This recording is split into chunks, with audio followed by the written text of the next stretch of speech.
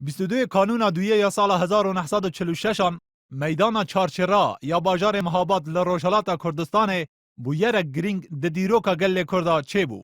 قاضی محمد سروک حزب دموکرات کردستان ایران دوی روژه دا مزراندن کمار کردستان را گهند.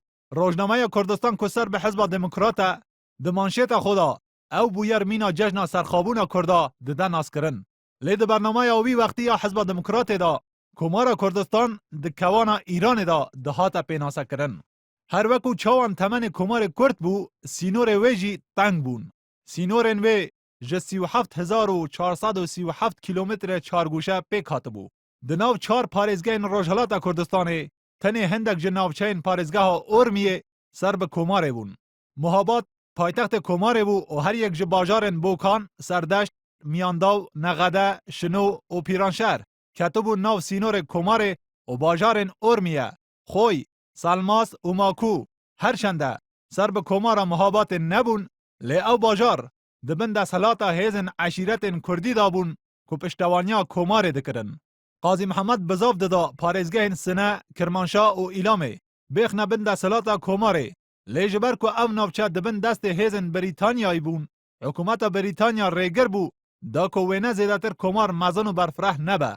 Di Komara Kurdistanê da Qazî Mihemed mîna serokkomar hate diyarîkirin. Kabîneya hikûmet ji serokwezîr û 13 wizaret pêk hatibû. Xwedanê ala û surûda nîştîmanî û hêza serbaziya xwe hebû lê diravê fermî çi nebû û bi pareyê Îranê şol dikir. Li gorî hindek çavkaniyên dîrokî, hejmara sipaha Komara Kurdistanê 12000 bû. Bo yekem car di dîroka berxwedana Kurda da peyva pêşmerge ji bo çekdarên Kurd hate bikar anîn.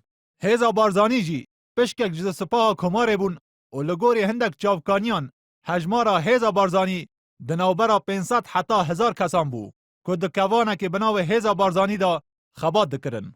Herçende temenê Komara Kurdistanê Kurd bû û tenê 11 heyvan kêşand. Lê her dîsa di wê dema Kurd da çendîn şolê girîng kirin ku niha dîroknas mîna destkevtî behsa wê dikin. Girîngiyek zor bi perwerde û rewşenbîriyê dida.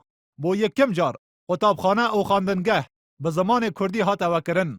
Bo yekem car xandingeheke taybet ji bo jina hate çêkirin. Bi dehan xandewanên Kurd ji bo dirêjedan bi xandinê şandin Yekîtiya Sovyetê. Bo yekem car radyo û her wisa çendîn rojname û guwar bi zimanê Kurdî hate vekirin.